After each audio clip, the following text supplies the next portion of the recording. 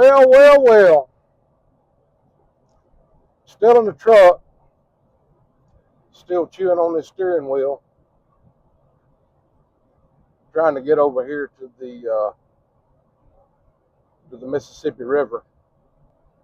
I had a friend of mine contact me looking at my videos.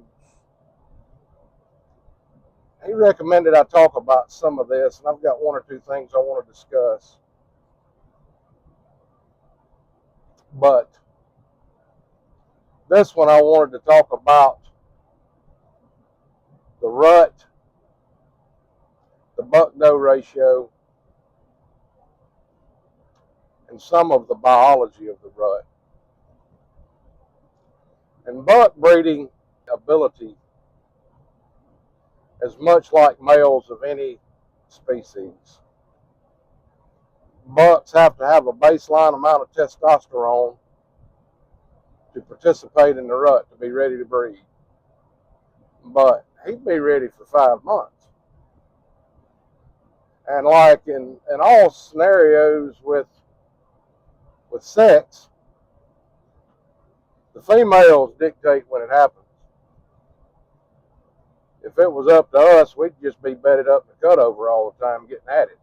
But it's not up to us, it's up to mama.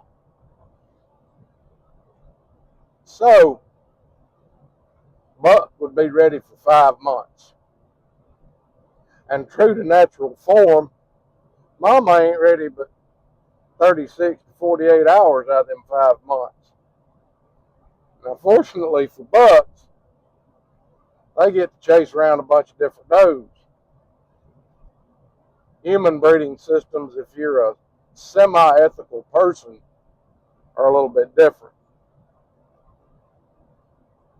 But we can rut all year.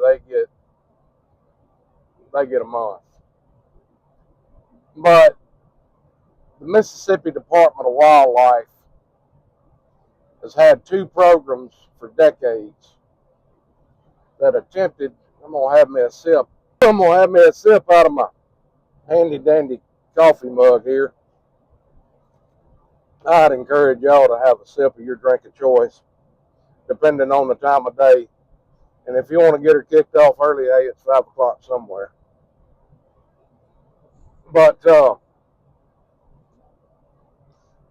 Mississippi Department of Wildlife has had 2 programs. The Deer Management Assistance Program, or DMAP program, was founded in Mississippi in the 70s.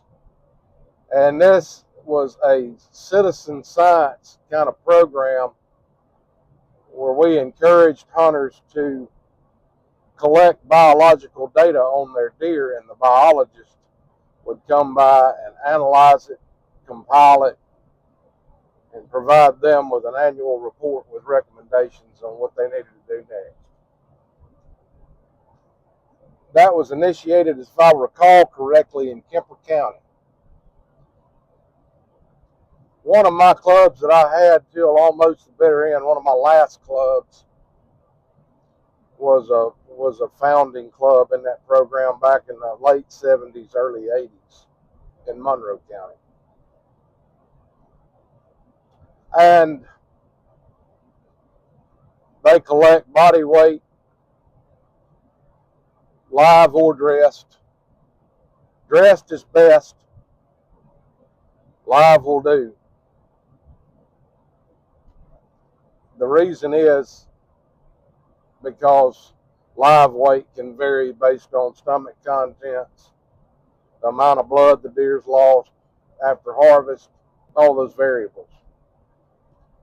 But collected body weight, lactation, you look for hoof sloughing, you collected a jawbone to get the age, date of harvest. Date of harvest was important. On bucks, you collected inside spread, number of points, each main beam length, basal circumference. We would then take that and analyze it by age class. based on the Severing-House method of tooth replacement and wear.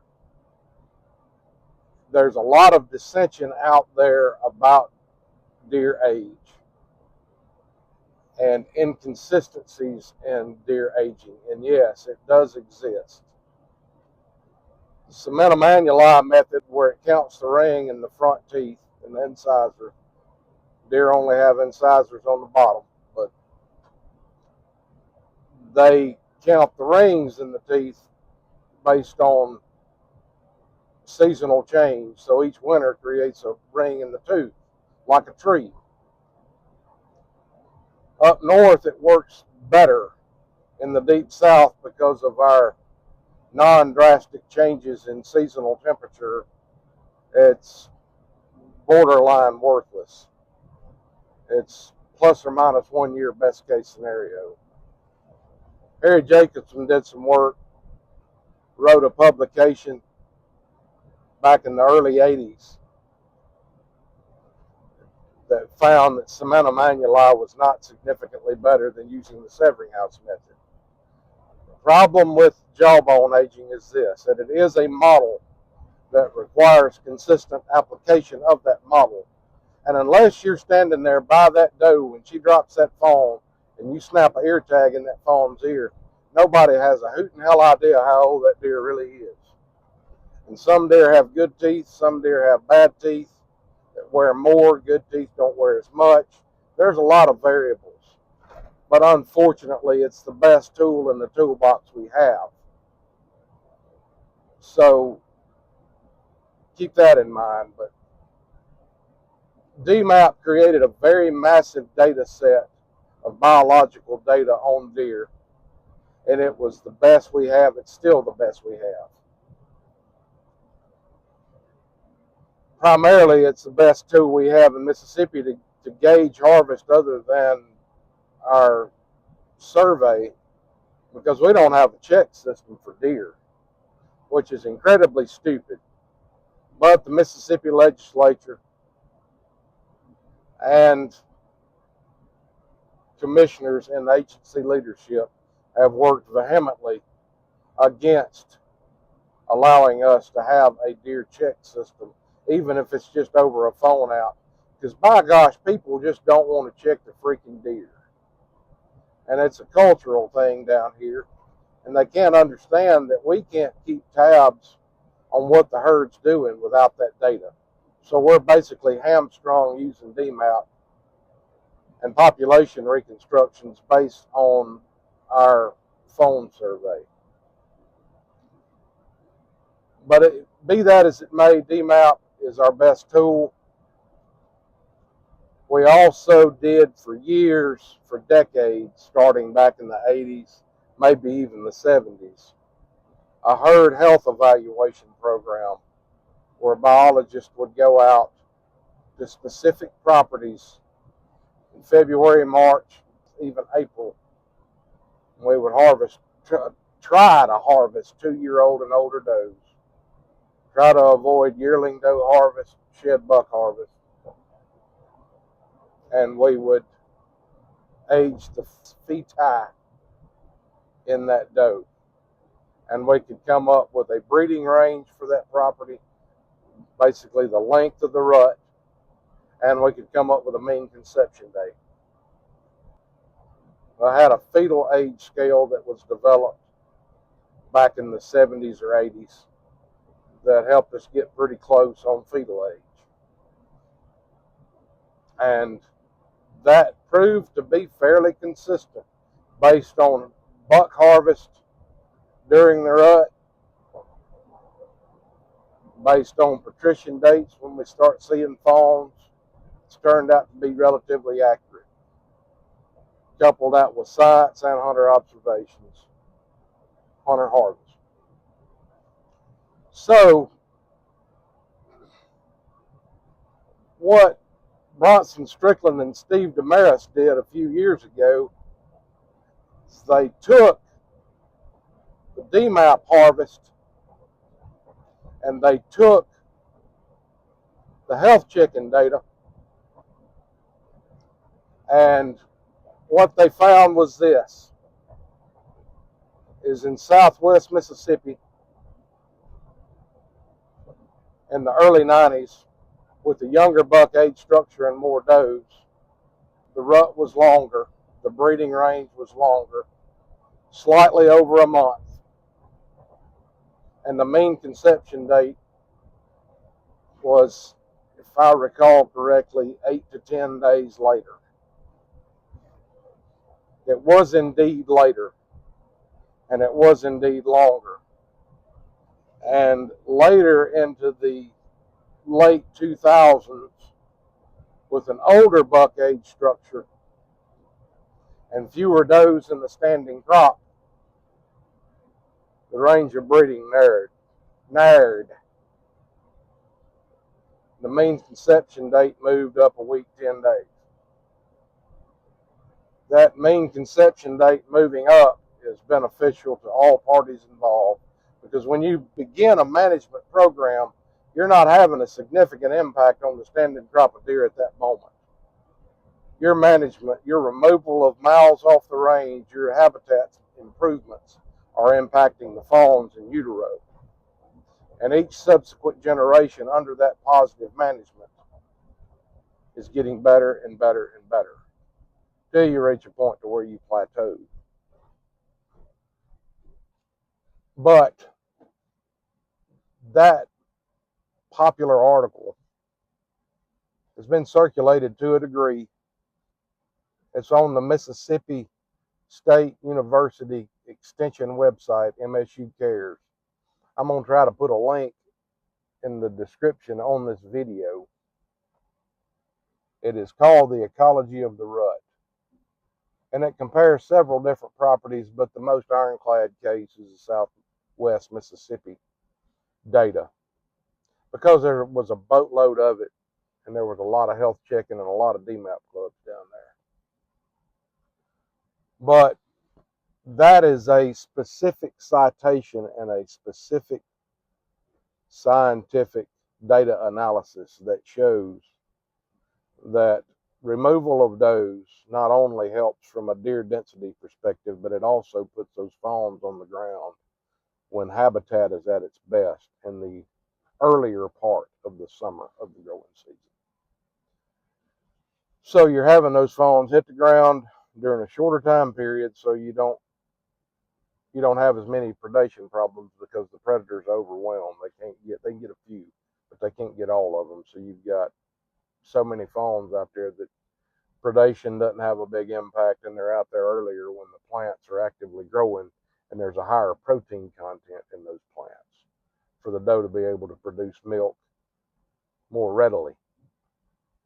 So I want y'all to peruse that data. I want y'all to think about it, and this should be an adequate enough provision to refute that managing your buck-doe ratio, getting it down to a 3 does per buck or less, is a sound population management strategy, and it is a good tool in the toolbox.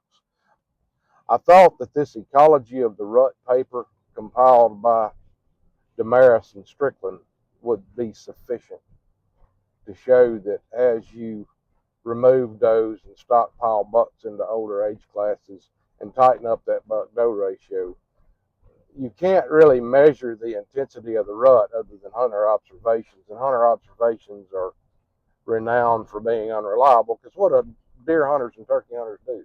We lie. It's a defense mechanism. I understand it. I get it. You're not going to tell people what you see. But looking at the mean conception date and looking at the range of breeding, that'll give you an idea about how intense the rut is. You can loosely correlate it. The tightest rut I've ever seen in Mississippi was on an old DMAP club I had in Yazoo County that was 3 weeks. That is out freaking standing. For the most part, on properties that are doing a fine job, it's hard to get it tighter than a month. It's just difficult to do. You'll have another phase on over later, February.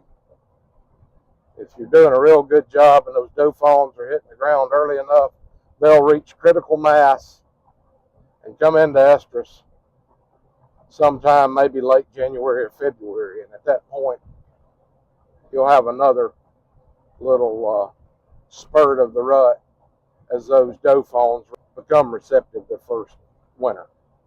But I'm going to wind this up. It's getting a little long. But I want y'all to think about that paper. I want y'all to go read it. It's a jam-up article. It's written in layman's terms, so all of us non-technical minded people can understand it, because Bronson and Steve Damaris were outstanding at conveying information at a level that a hunter could understand it. And comment on what you think.